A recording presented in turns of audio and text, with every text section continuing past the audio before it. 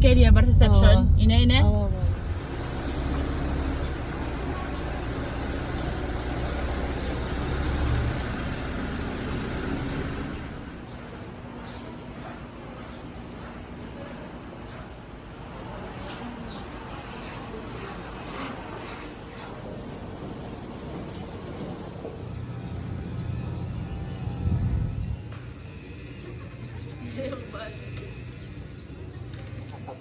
And in exchange with that, his mother, Madam Romana Pangan, became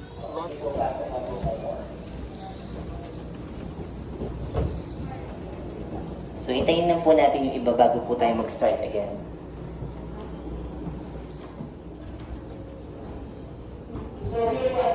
So, as you can see, between the ceiling and the wall, there's a wood curtain.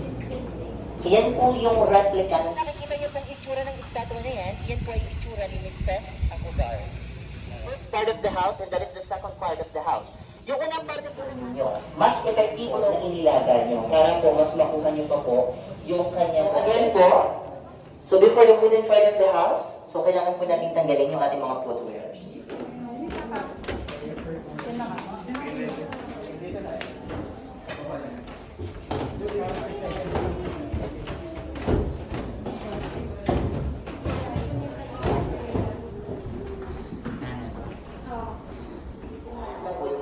But it is actually because ito pong artwork na to is gawa na lang to our loved ones in abroad. So this is statue naman po. He's actually the first Aita who stepped here in Bataan. So his name was Apo. By Don Lorenzo del Rosario, a famous contractor in Binondo, Manila before. And the person a Spanish architect. You want? And the second, in the third floor of the house, so you can see they call that Cariapids. So the Carrion of Juan Calados. So that's as that before. Ayan. So that is the typical structures of the houses. At kung mapapansin niyo po, ito po.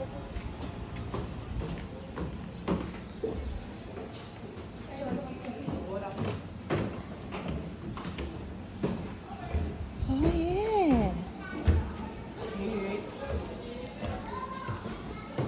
Ay, pa, burlok sa video.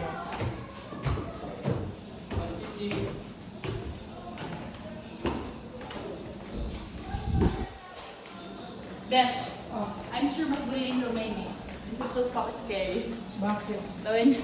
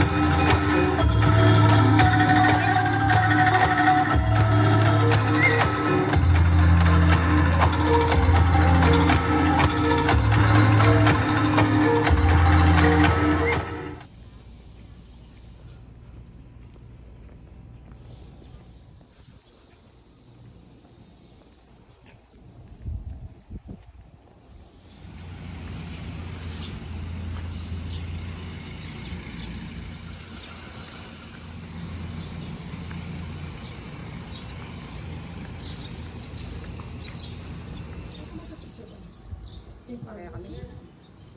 So, mo kahit ketang form. Ali kayo mamicture, yung biasa mamicture. Piyaso ya kaya.